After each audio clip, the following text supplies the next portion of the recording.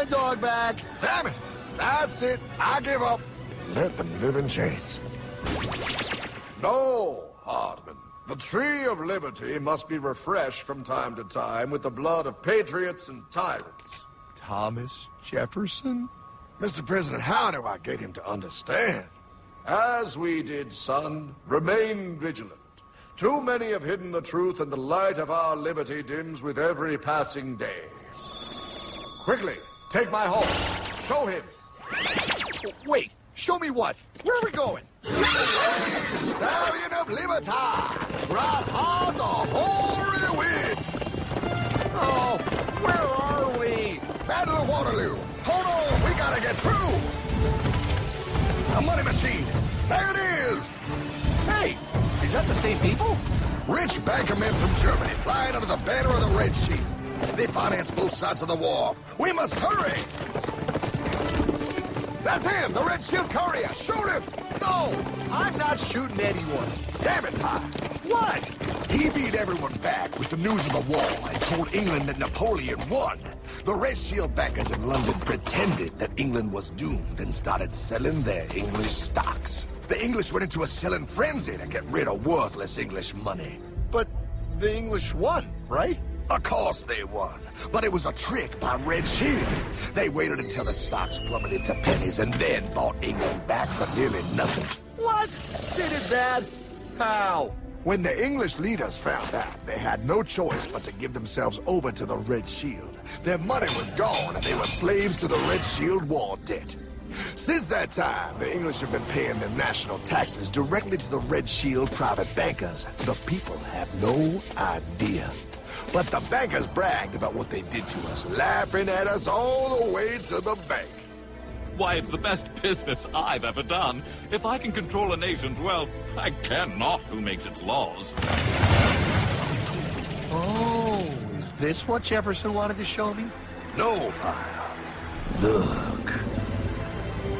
They're in America, too? The Red Shield banks are here, Pyle.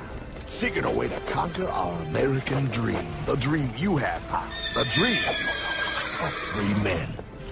They tried to take over our country many times and failed because Jefferson and the Patriots vowed to stop the evil tyrants at all costs.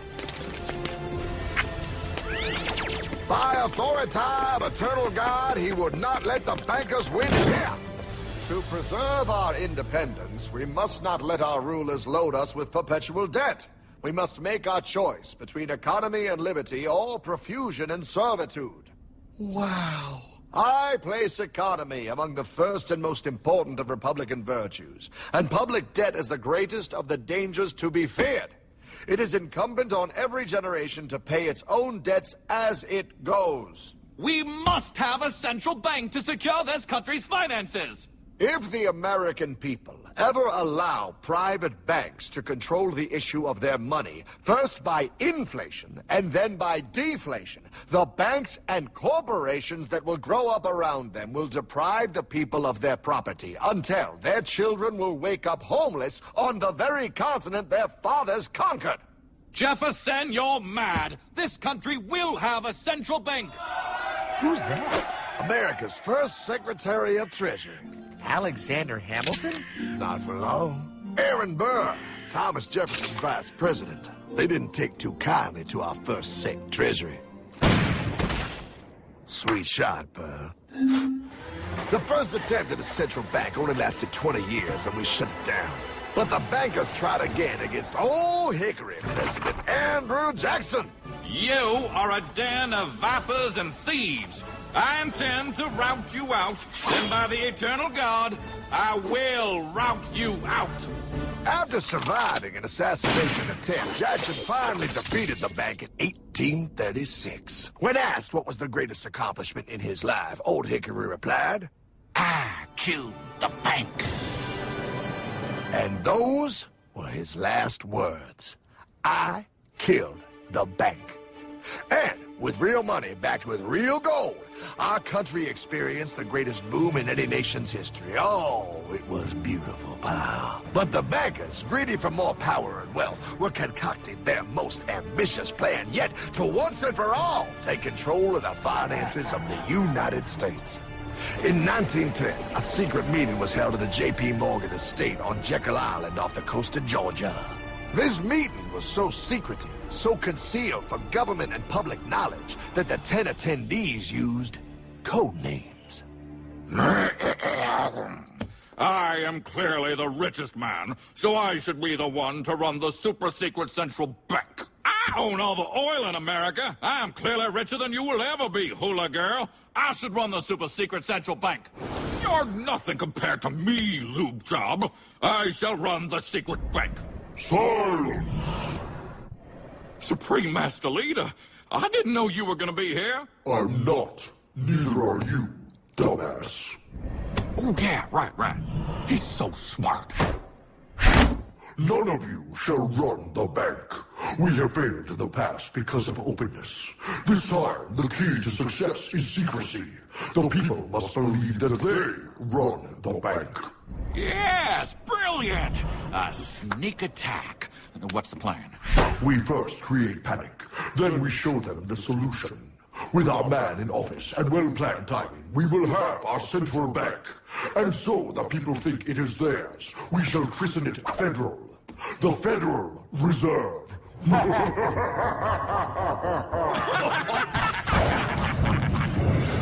They struck on December 23rd, 1913. When most of our Congress were at home eating fruitcake, these bastards, I mean bankers, presented their treasonous act to their newly elected accomplice, Woodrow Wilson, who had fortuitously already agreed to sign it before he was even elected. Wait, the IRS? I thought we always had the IRS. No, pile. They did this to us too. The Fed now has the exclusive power to print America's money. They loan this money to our banks and our government at interest, putting immediate debt on our own money, printing more and more, so each dollar they print becomes worth less than the one before.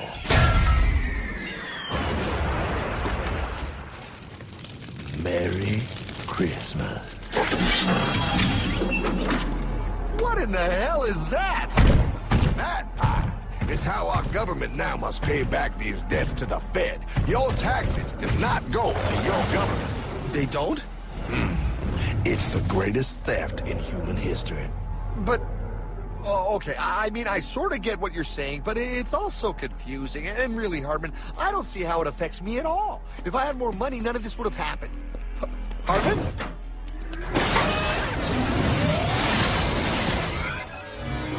1955? Wow, what are we doing here? Oh, a little bit of shopping. Here, hold this. Gallon of gas, 23 cents. Postage stamp, 3 cents. Ounce of gold, $35. Hot baby, priceless. Best be getting back.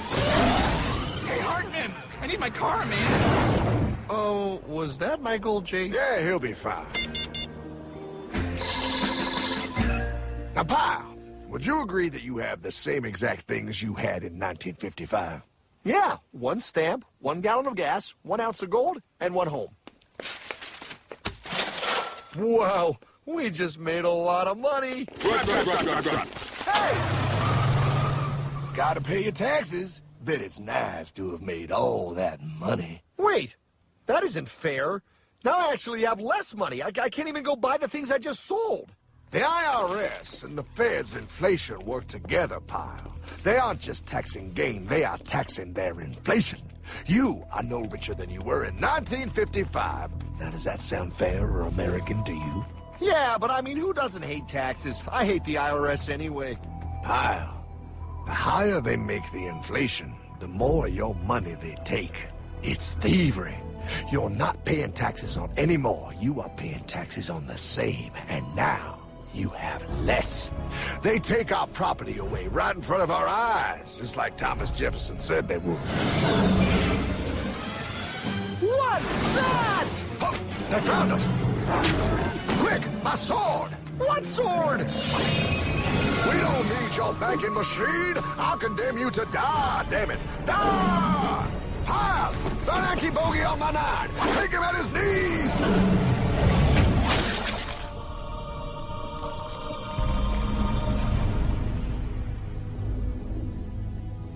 For we are opposed around the world by a monolithic and ruthless conspiracy that relies primarily on covert means for expanding its sphere of influence.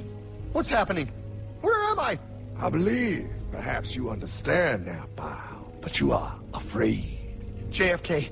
Hartman, what does this have to do with my house and my dog? Oh, okay, that's enough. I want to go home now. This is the last president to stand up to the Fed. You must see.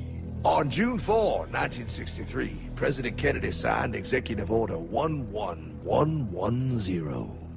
This executive order empowered the U.S. Treasury to issue real money without the Fed. It would have worked. Kennedy's plan to dismantle the Federal Reserve machine had begun.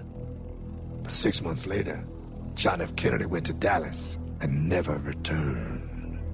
No way. No way they could do that. The new president, Lyndon Johnson, threw out Kennedy's order. And since JFK, no president has dared confront the secret powers behind the Federal Reserve. They consolidate bigger and bigger banks, print more and more money, accountable to no one, decimating our nation's wealth for the benefit of a few. Why? Why do this? If they hurt us, it hurts the global bankers too. No, pal. They are protected. They are too big to fail. But I'm not. Those sons of bitches! Sons of bitches all.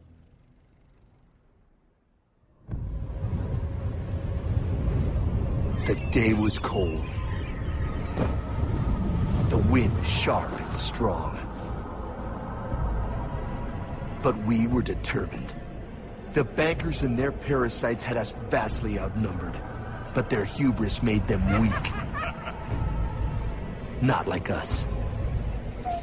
Not like this band of immortals we have assembled. We have come to take back our... Hardman? Is that... My dog. Oh, Then the inevitable. The Money Kings could ignore us no longer. They sent an emissary, a cog in their machine of greed to bring about our submission. Hank Paulson. Hardman, this is blasphemy. We own the corners of the earth. It is futile to challenge us. Oh, I've seen that look before. That of a predator taking in the scent of its prey. Bold, fearless, the look of a free man. You have come far, Hardman. Farther than most. Be smart now. Join us. We will bring you money, power, everything you want. You can be one of us, if you will kneel.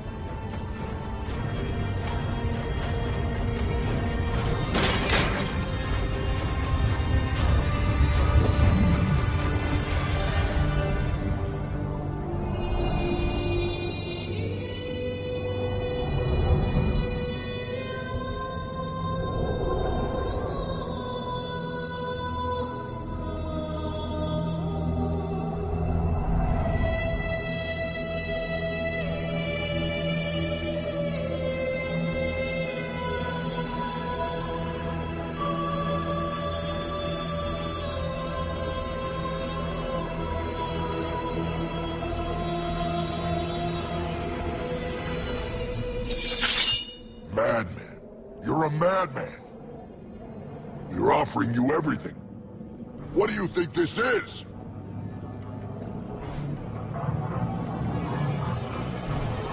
This is America!